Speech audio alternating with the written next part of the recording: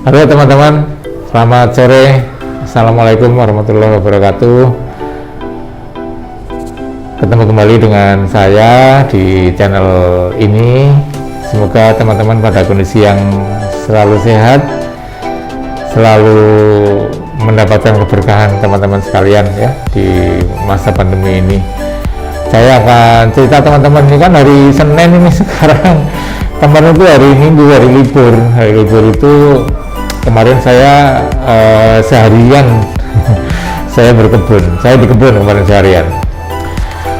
Hari kemarin itu ceritanya saya mengganti tanah dalam pot. Jadi kan saya punya tanaman-tanaman buah dalam pot, ada mangga, ada jambu Medan ya, kemudian ada kelengkeng, ada dalam pot dan sudah pernah berbuah juga. Kemudian kemarin seharian saya mencoba menggantinya, mengganti bukan tanamannya, saya mengganti tanahnya ya. Jadi potnya kan lumayan besar gitu, saya ganti tanahnya dan harapannya apa? Harapannya kan semacam peremajaan. Jadi caranya gimana? Caranya itu tanahnya akan kita ambil, kemudian tanamannya kan kalau sudah lama nih, misalnya kita itu kayaknya udah setahun yang lalu lah ya, kayaknya udah setahun yang lalu, bahkan ada yang lebih, itu yang pohon apa jambu itu sudah lebih dari setahun. Dulu buahnya matang manis banget gitu. Nah terakhir ini nanti lihat gambarnya, buahnya cuma 3 biji gitu. Jadi kayaknya udah lama ya. Jadi kemudian saya keduk, saya ambil tanahnya, kemudian tanamannya kita angkat sambil akarnya sudah banyak banget, hampir memenuhi apa namanya potnya, sehingga teman-teman lalu setelah kita angkat, apa yang harus dilakukan waktu kita angkat, kemudian akarnya kita potong dari pinggir sebagian ya, sebagian cukup besar, mungkin sampai 50-60%-nya. Bahkan di bagian bawah akar-akar yang melingkar-lingkar yang udah gede-gede itu saya potong juga. Nah habis itu tanamannya kita kembalikan ke dalam pot, potnya sudah kita bersihkan dulu, kita beri lapisan tanah lagi yang baru, tanah sudah jadi tanahnya beli yang sudah ada pupuknya, sudah ada komposnya gitu. Kemudian tanamannya kita masukkan kembali dan kita beri dengan tanah yang baru ya, tanah campuran sebenarnya, tanah ada pupuknya macam-macam kita baru, sehingga menjadi lingkungan yang baru bagi pohon jambunya ini dan pohon yang lain, buah-buah yang lain, semuanya kita ganti semuanya. Nah dari situ harapannya apa? Harapannya adalah nanti tanamannya akan kembali tumbuh subur, kemudian bisa produktif lagi, buahnya juga bahkan jadi gede-gede, berbuah manis lagi dan seterusnya. Oleh karena itu harapannya ke depan tanamannya akan kembali produktif, kembali berbuah lagi dengan bagus kayak yang sebelumnya dulu gitu teman-teman ya. Dari sini saya ingin menceritakan teman-teman bahwa ternyata tanaman yang kita ganti tanahnya tadi, akarnya kita potong, kita babat habis, bukan habis lah ya, masih tersisa 30-40% begitu, kita tanam kembali, itu malah menjadi remaja kembali. Jangan khawatir bahwa akarnya akan hilang, enggak, bahwa akarnya akan mati, enggak juga, tanamannya enggak mati juga. Jadi justru akar ini akan muncullah akar-akar yang baru. Kalau tadinya kan akar-akarnya masih yang lama, akar tua, akar lama sudah gede tua, kayaknya mungkin sudah nggak produktif banget. Jadi dia malah memakan zat makanan yang dia peroleh sendiri lebih banyak dibandingkan tanaman yang ada di bagian atasnya, karena akarnya sudah sangat banyak, melingkar-lingkar dan otomatis juga butuh makanan juga kan ya. Akar kan ditugaskan mencari makanan oleh tanaman, tetapi akar juga harus diberi makan juga, dia butuh makanan juga. Oleh karena itu teman-teman, ini harus kita kurangi. Saya itu mengibaratkan ini dengan orang yang donor itu ya teman-teman. Jadi orang yang donor itu kan diambil darahnya, tentu nggak semua, sebagian, mungkin hanya kurang lebih berapa ya, kurang lebih mungkin antara maksimal 10 sampai 15%-nya dari yang ada sebelumnya. Nah, dengan pengambilan ini sama dengan yang akar tadi, teman-teman. Jangan dibayangkan darah yang diambil dari donor ini kemudian tidak tergantikan, enggak. Darah yang sudah kita ambil itu, sudah mengalami pengurangan, maka tubuh akan membuat satu mekanisme untuk mengganti darah yang tadi diambil dengan darah yang justru lebih baru. Itulah teman-teman, saya mengibaratkannya seperti akar yang tadi saya ganti itu. Sehingga apa? Sehingga harapannya kalau seorang donor darahnya diambil itu, maka penggantinya itu akan adalah darah-darah yang masih baru juga, masih fresh. Sehingga apa? Sehingga fungsinya akan lebih baik, akan lebih produktif juga. Jadi dan masih akan otomatis lebih mudah juga. Dengan demikian apa? Dengan demikian fungsinya juga akan lebih baik dibandingkan kalau darah yang sudah lama dipertahankan terus-menerus gitu. Meskipun darah juga ada umurnya memang ya, tetapi kalau darahnya terlalu banyak yang mendekati usia apa ya istilahnya, usia sudah sepuh gitu ya darahnya, otomatis kan dia tidak produktif lagi. Tugasnya darah salah satunya adalah menghantar oksigen ke jaringan, jadi tugasnya udah optimal lagi. Tapi di sisi lain seperti akar yang tadi, darah ini juga butuh zat makanan, enggak butuh. Sama lah dengan akar yang tadi, teman-teman. Makanya saya bayangkan ini mirip ya, kalau orang donor darah itu mirip. Jadi diambil tapi justru semakin baik. Nah, sehingga kalau donor itu akan secara rutin diambil dan dia akan mengganti darahnya, maka otomatis ya fungsinya akan terjaga terus. Fungsinya tetap bagus, lebih produktif, akan lebih mudah, dan ini akan terjaga dalam waktu yang lama. Sehingga harapannya apa? Harapannya ya proses penghantaran oksigen akan juga bagus, menghantarkan zat makanan juga akan lebih bagus. Sehingga apa? Sehingga bagi tubuh otomatis lebih baik. Sehingga ada yang menyampaikan bahwa donor dengan donor rutin itu badannya tambah sehat, ya rasanya akan betul. Dengan pemahaman seperti ini sama dengan tanaman yang kita ambil akarnya tadi kok. Sebenarnya saya membayangkannya ini identik, ini mirip-mirip sekali ya. Teman-teman mungkin belum pernah bayangkan kan, membayangkan kan mungkin ya, dalam sehari tubuh kita tuh kan produksi sel-sel darah, teman-teman. Di mana? Di sumsum tulang. Jadi di sumsum tulang kita dalam sehari itu memproduksi sel darah merah, memproduksi sel darah putih, memproduksi trombosit juga. Berapa biji sih yang diproduksi?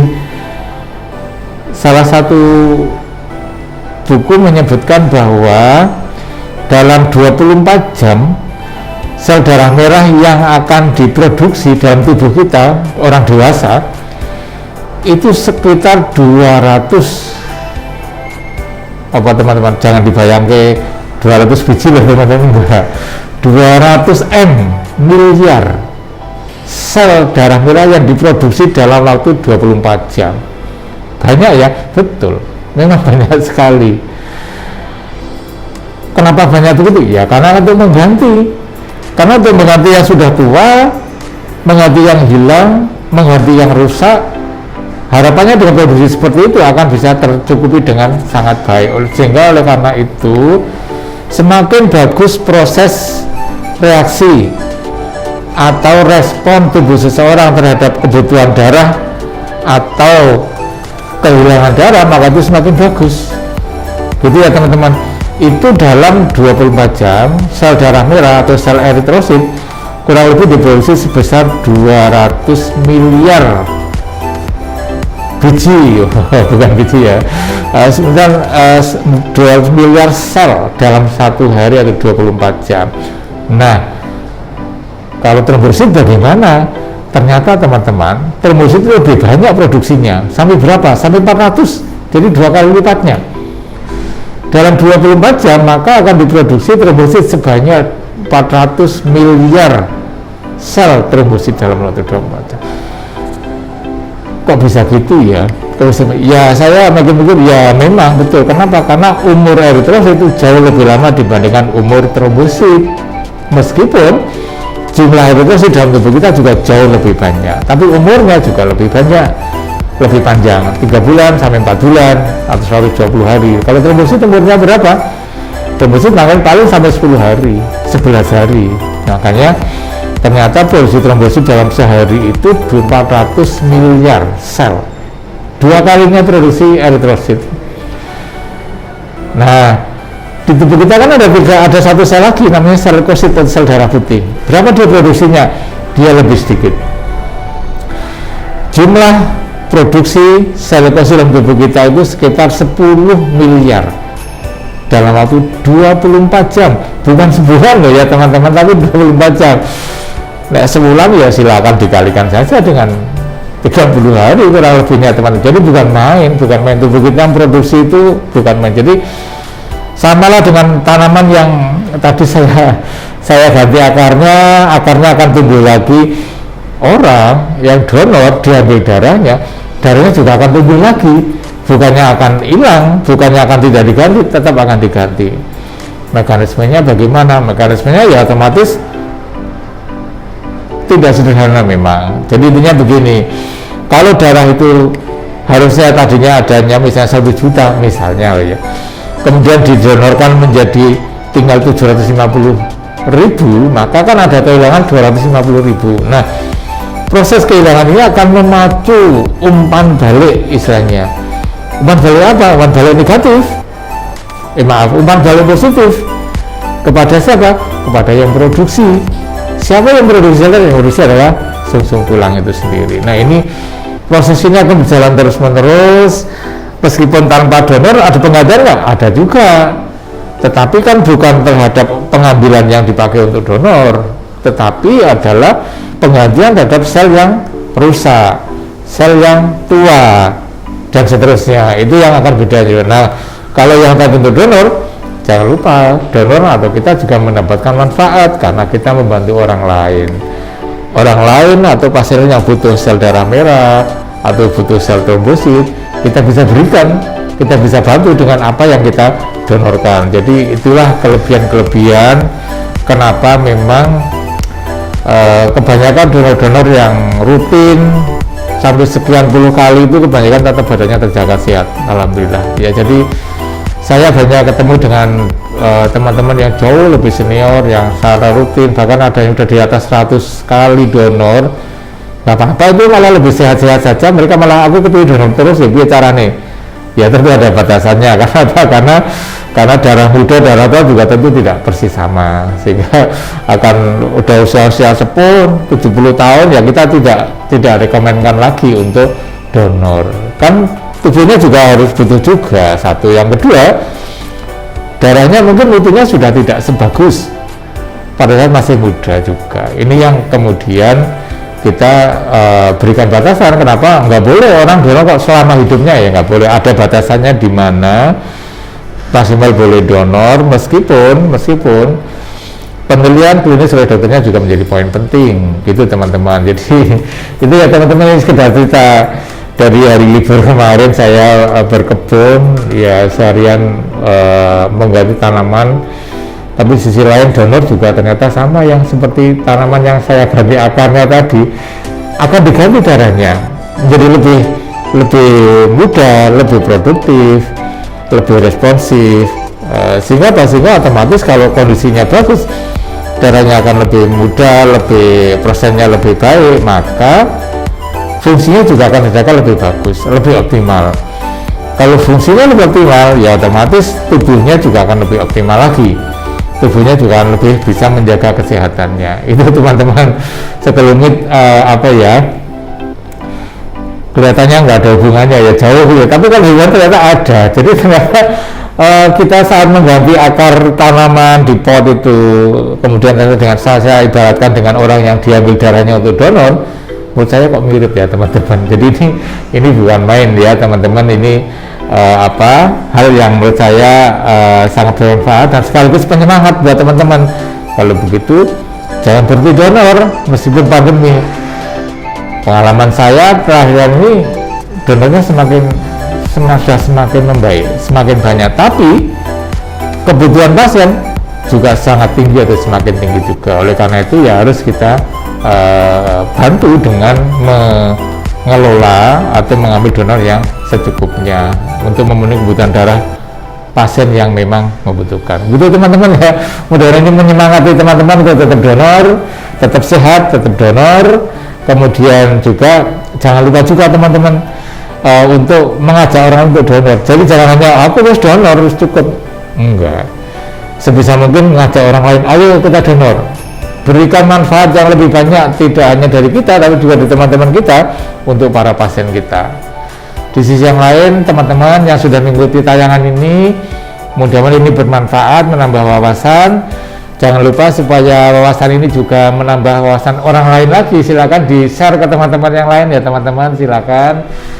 Silakan untuk bisa subscribe, sehingga bisa mengikuti tayangan-tayangan di channel saya selanjutnya. Begitu teman-teman, terima kasih, mudah-mudahan ini sangat bermanfaat. Salam sehat. Sampai ketemu lagi di tayangan. Ciao.